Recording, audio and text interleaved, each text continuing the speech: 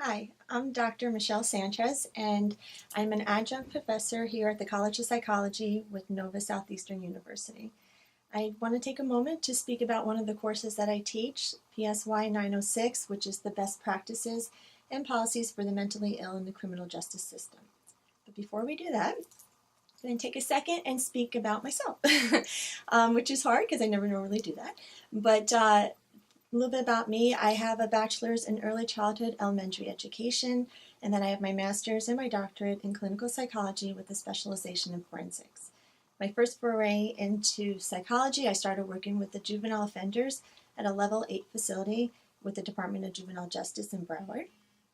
And that gave me a great opportunity to really learn how to work with the children and to really help with the challenges that they may face.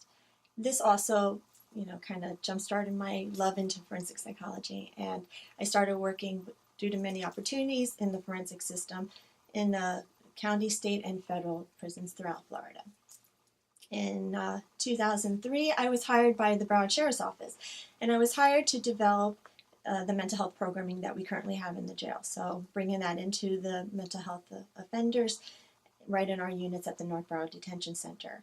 In addition, I was also tasked with developing and implementing the internship we have with NOVA for our doctoral students. And some of the other things that I also try to do is we conduct screenings for our in-custody treatment programs. I provide training to the detention staff and civilian staff within the agency. I am a liaison between BSO and several community agencies and serve on their boards actually because that's a very important aspect working with BSO. And then we also, I'm just also a supervisor in consultation for community and mental health advocates. Something you're going to be learning from the class, our class for best practices is going to be focusing on the best practice model and the way to try to divert the mentally ill out of the criminal justice system and into the community, of course taking into consideration public safety. How this is done is by training the law enforcement officers in crisis intervention training or CIT training, and stressing the importance of diverting them out of the system and into the community for treatment. However, sometimes arrest has to be made, and in those cases we are going to make referrals to the mental health and drug treatment courts, and that is a big part of our discussion in the course. In addition, we also talk about veteran treatment courts and domestic violence courts. We are going to also talk about our programs in the jail, because obviously once somebody is incarcerated, we do try to provide them program services.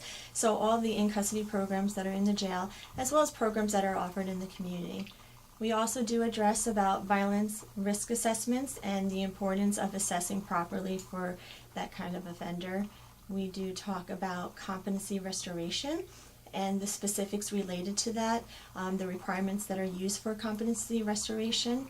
We are also going to talk about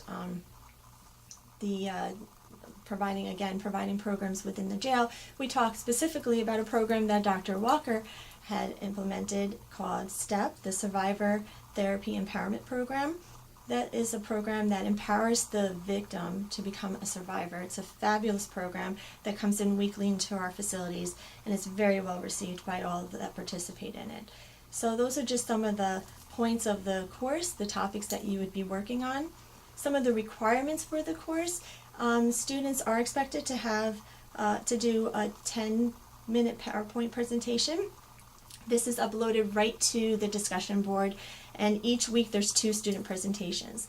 And this presentation, again, is completely up to you. It's based on one of the topics from the curriculum, and students have an opportunity to include video and other media in their presentations, have some references of course, and then you make a quiz based on your presentation, a 5-question quiz that the other students take. So each week you have 2 student quizzes to complete and possibly a main quiz that's based on the weekly readings. The only time you wouldn't have that main quiz is if you attend our live chat summaries, live chat discussions, which are on a monthly basis. That's when you'll be signing on and speaking with me, and we'd be working directly discussing the topics. And then in addition, you also have a midterm and a final. Those are 50 questions each, multiple choice, true, false format, not too bad. Open book, so you have an opportunity to really be able to recall what you've learned thus far.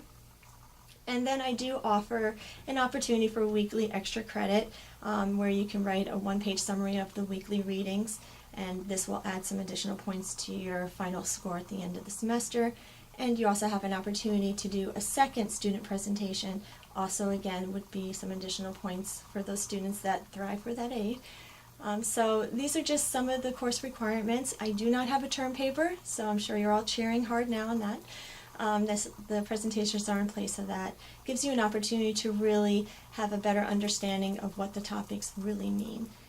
So I look forward to working with all of you as you begin this journey in forensic psychology. Feel free to email me or call me at any time with any questions. Thank you.